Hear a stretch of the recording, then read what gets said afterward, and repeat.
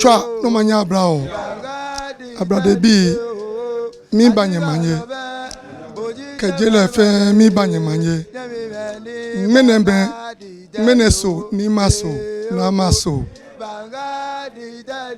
Nyungo ne yongwe ejowo ngmene gbine. Ake eke ngmene gbine ekewo. Ne wok peshi. Wasi tamone je no ko wo watashi.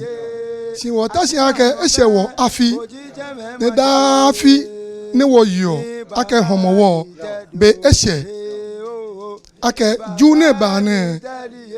won lagbemi. No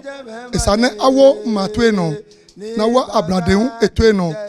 ake june bane won lagbemi. No jufo ke ya ayi me ye tashi shikonji fe no e ya ke ju won lagbemi ye tashi ne ka lagbemi e ayi me bene twa ke woje homowo shishi on the 11th August ne woje shishi ko wa gbe na September 6 no mi ke majife ne bolewo ake june ka lagbe ke je jufo ke ya so moji mo ni me na me fi osomo me ne me na me yo drinking sport mboko ne e ajiepo mo ni e afe yala be ko be hana ka gbembe mo fe mo abotwe e ja ke jengmene aje belambi shishin ne jengmene aje homowo ye shishin mi moni iyo ni asho banga dite ajinga no mache no mi wo ibi fe ne yo ishikono mi wa metwe no akeke je 11 August neji june bane mi won lagbe mi ye tesin ka lagbe pe ajinga no efitahi no mi wo ibi fe ne yo ajinga no shipon no mi wa metwe no me na me fi osomo me na me honi ye diki sport ke me na me ka ba fe yala alo an ba je bipo dabi nakanoko be mi kasi on the 6th September ke wo gbelegbe no fe no kono sumo o ba yon fe no mi pa mo fe mo fa e mo ko aka gbotwe e ja ke ibi buy rounds na ba check ake nini yu ne e tuni no mi gbawe kuni na fe fa ya ke mo ko aka gbo mi tue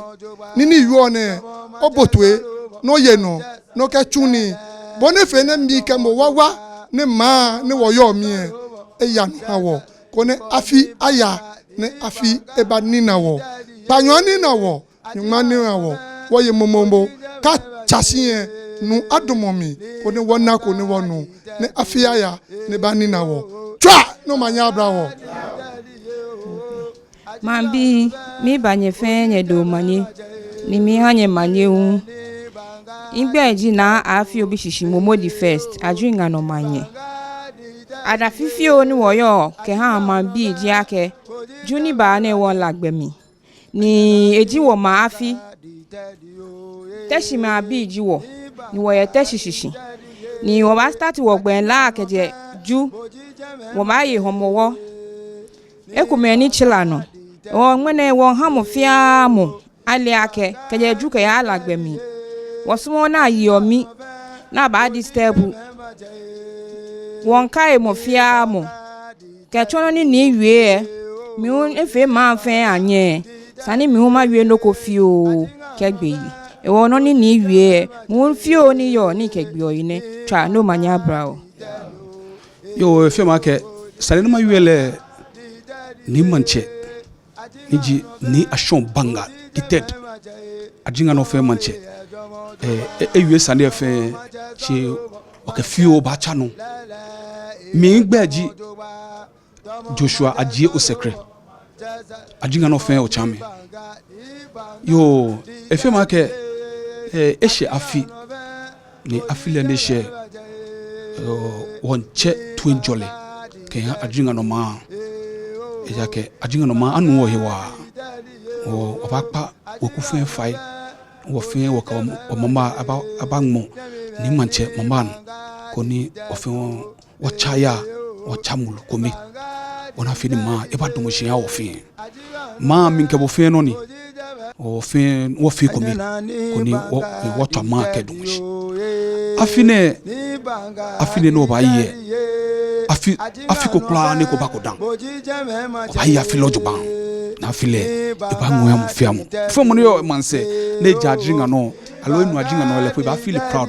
ake lele adinga no bi ame ya feel ojo ban yo ke chano ho e fe ma ke ni banga di tede mi da ni sade ko be ni yoji e to no walele ko te bible me no walele wo fe wole no ni ba no walele e mashike ha mo fiamo ne nyumbo ke no wa ke no wa pelele no ke ha mambi fe mo ni ba butuye ne ba ni e ba kolele chimo bemba ni no ba ne mo bia ne e bonne mo fiamo ko o mama ba cha manche mama na to aga choba ko no walele